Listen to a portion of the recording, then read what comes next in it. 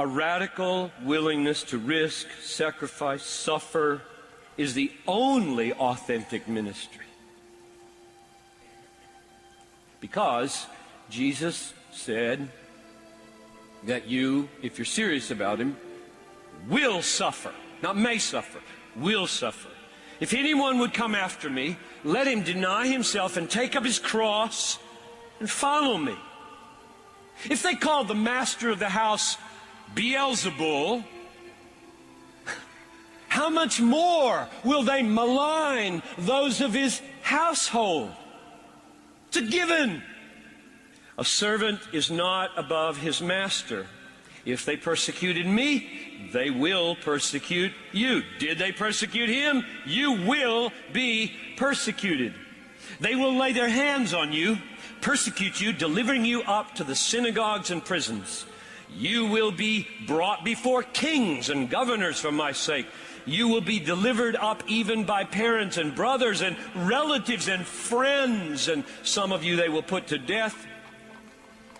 You will be hated by all for my name's sake.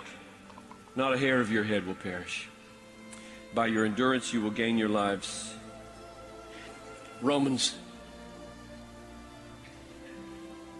Who shall separate us from the love of Christ? Shall tribulation or persecution, famine, nakedness, peril, sword? And he answers, no. But is the no, will these things separate us from the love of Christ? Because the sovereign Christ doesn't let them happen to us, king's kids. Or is the reason they don't separate us from the love of Christ because he ordains that they happen to us and then keeps us in them with him? And the answer is given, as you know, in the next verse. As it is written, for your sake we are being killed all day long. You're not being exposed to the possibility. This is a fact. And it's a fact today, somewhere in the world, now, somebody's perishing for their faith. And it has always been so. We are being killed all day long. We are counted like sheep to be slaughtered. No! In all these things, we are more than conquerors through him who loved us. If we are left without divine discipline, we are illegitimate children and not sons. Suffering for the followers of Christ is a sign that God is their Father.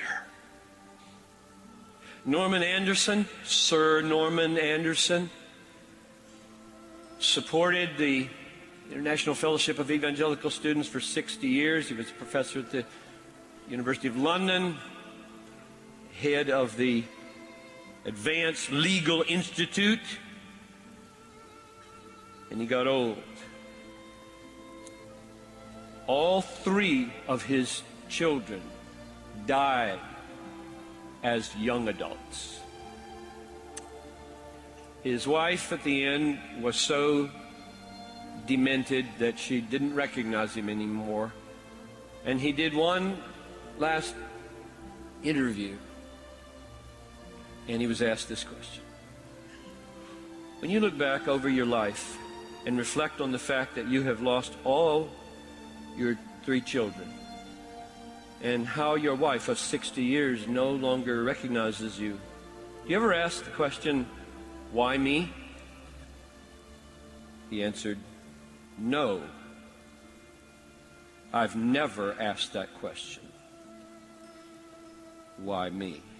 But I have asked the question, why not me? I'm not promised as a Christian that I will escape the problems encountered by others. We all live in a fallen world. I am, however, promised that in the midst of difficulties, God, through Christ, will be present with me. and will give His grace to help me cope with difficulties and bear witness to Him.